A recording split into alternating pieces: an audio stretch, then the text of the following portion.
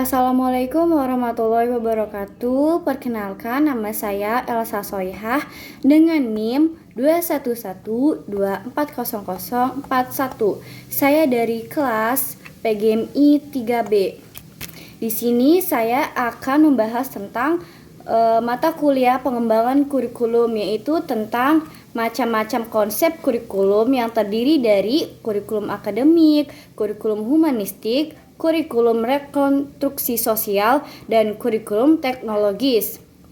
Sebelum saya membahas ke macam-macam kurikulum, saya akan membahas pengertian kurikulum. Nah, apa sih yang dimaksud pengertian kurikulum?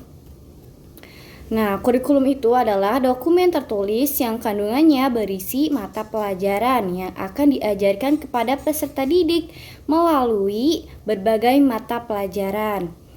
Kurikulum itu merupakan seperangkat atau suatu sistem rencana dan pengaturan mengenai bahan pembelajaran yang dapat dipedomani dalam aktivitas belajar mengajar. Intinya, kurikulum adalah rencana pembelajaran, seperangkat program pendidikan yang direncanakan dan dilaksanakan untuk mencapai tujuan-tujuan pendidikan. Nah, kurikulum itu berisi sekumpulan rencana, tujuan, dan materi pembelajaran, termasuk cara mengajar yang akan menjadi pedoman bagi setiap pengajar supaya bisa mencapai target dan tujuan pembelajaran dengan baik. Kurikulum juga berfungsi bagi guru atau pendidik. Nah, fungsinya itu adalah sebagai pedoman kerja dalam menyusun dan mengorganisir pengalaman belajar pada anak didik, sebagai pedoman untuk mengadakan evaluasi terhadap perkembangan anak didik dalam rangka menyerap sejumlah pengalaman yang diberikan. Selain fungsi bagi guru, ada juga loh teman-teman fungsi bagi peserta didiknya.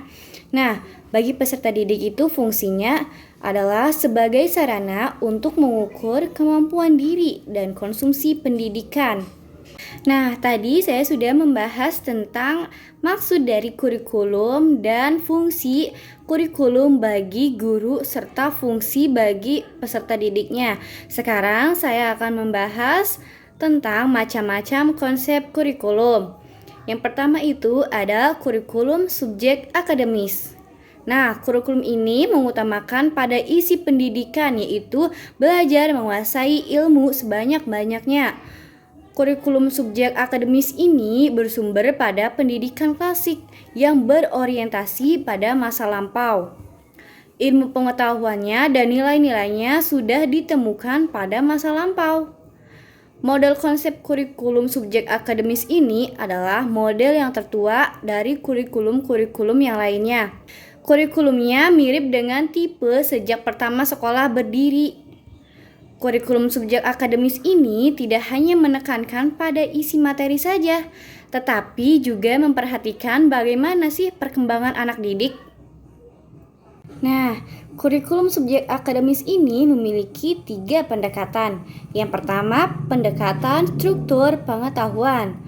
Dalam pendekatan ini, siswa dituntut tidak hanya mengingat materi saja, tapi belajar bagaimana cara memperoleh materi dan mengujinya berdasarkan fakta-fakta yang ada. Yang kedua, studi yang sifatnya integratif. Semua tema didasarkan pada fenomena alam, masalah yang ada di lingkungan sekitar, lalu dikembangkan menjadi model kurikulum yang terintegrasi atau disebut juga integrated curriculum. Nah, yang ketiga, bahan ajar yang dapat diajarkan masih berupa menulis, membaca, dan memecahkan masalah matematis. Sedangkan pelajaran seperti ilmu sosial, ilmu alam, dan yang lainnya dapat dipelajari tanpa melibatkan masalah kehidupan di sekitar. Selain pendekatan, setiap konsep kurikulum mempunyai ciri-ciri.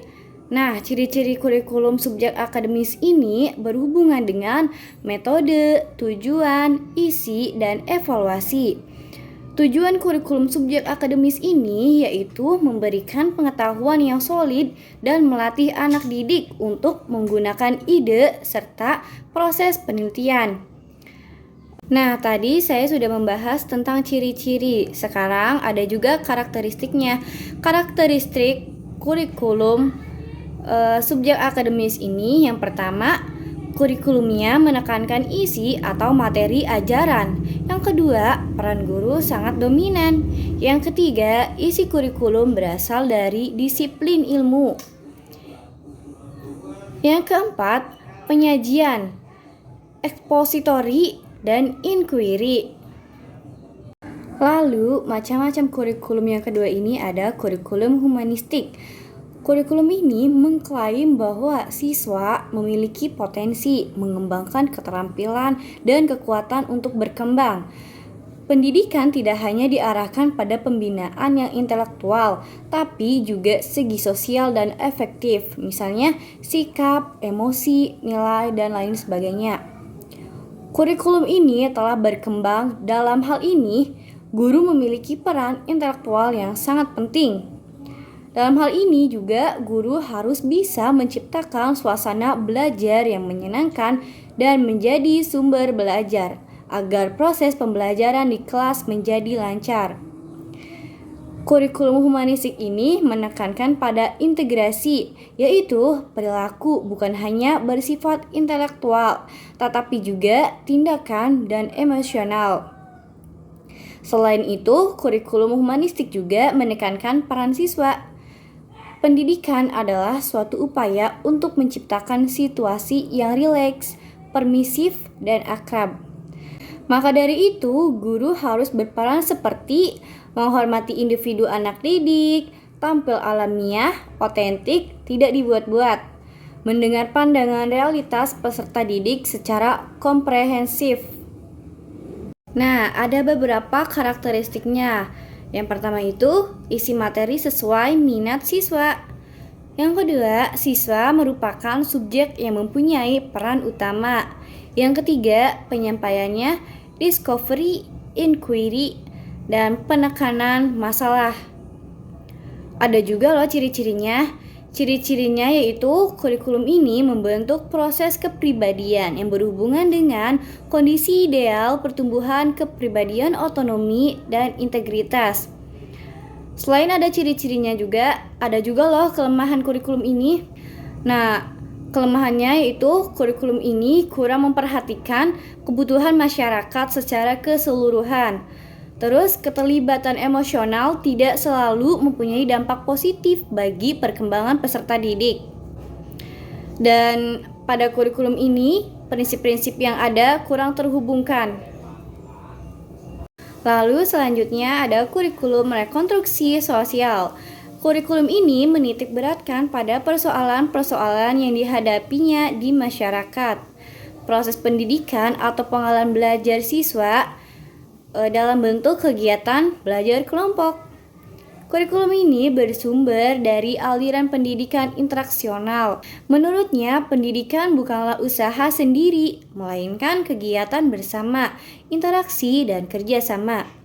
Kerjasama dan interaksi terjadi tidak hanya antara siswa dengan guru, tapi juga antara siswa dengan siswa, siswa dengan orang lain, dan sumber belajar lainnya.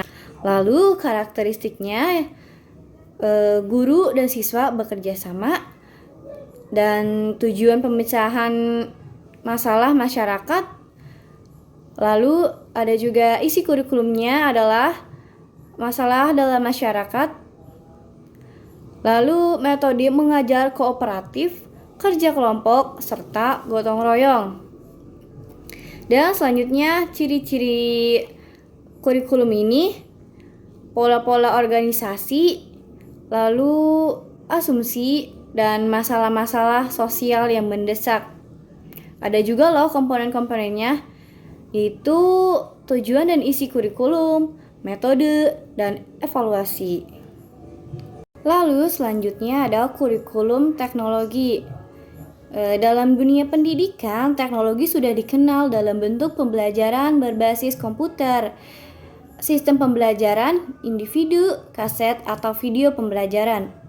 Banyak pihak yang kurang menyadari bahwa teknologi itu dapat sangat membantu dalam menganalisis isu-isu kurikulum yang berkaitan dengan pembuatan, penyampaian, evaluasi, dan pengelolaan pembelajaran. Nah, perspektif teknologi sebagai kurikulum menekankan efektivitas program, metode, dan materi untuk mencapai manfaat dan keberhasilan. Teknologi berdampak pada kurikulum dalam dua cara, yaitu aplikasi dan teori. Penerapan teknologi dalam pendidikan, khususnya dalam kurikulum, hadir dalam dua bentuk, yaitu perangkat lunak atau yang disebut juga software, dan perangkat keras yang disebut juga hardware. Penerapan teknologi perangkat keras untuk pendidikan disebut teknologi alat atau tools teknologi. Dan penerapan teknologi perangkat lunak disebut teknologi sistem atau sistem teknologi. Nah, karakteristik kurikulum ini menekankan isi atau uraian kompetensi. Terus juga tujuan dirinci menjadi objektif, lalu disajikan dalam media tulis atau elektronik, dan desain pembelajarannya disusun secara sistematik menggunakan analisis approach. Dan evaluasinya menggunakan tes objektif. Nah, ciri-ciri kurikulum ini, yang pertama, tujuannya diarahkan pada penguasaan kompetensi yang merumus ke dalam bentuk perilaku. Dan metode kegiatan belajarnya ini sering dipandang sebagai respon terhadap stimulus yang diberikan, dan respon tersebut diperkuat ketika respon yang diharapkan terjadi. Dan sebagian besar materi atau isi kurikulumnya diambil dari disiplin ilmu, tetapi dicampur untuk mendukung perolehan kompetensi. Dan kegiatan penilaiannya dilakukan setiap saat selama pelajaran, unit, atau pada akhir semester. Nah, kesimpulannya, kurikulum yang digunakan dalam lingkungan pendidikan dapat berupa realisasi dari masing-masing model kurikulum. Hal ini dapat disesuaikan berdasarkan kebijakan yang diputuskan pemerintah dalam usaha meningkatkan kualitas pendidikan. Kebijakan kurikulum yang ada dapat berdasarkan kepada satu model kurikulum atau berdasarkan gabungan dari setiap model kurikulum yang tercermin dari tujuan, materi, kegiatan belajar, mengajar, dan sampai kepada evaluasi. Sekian pembahasan dari saya, kurang lebihnya mohon maaf. Wassalamualaikum warahmatullahi wabarakatuh.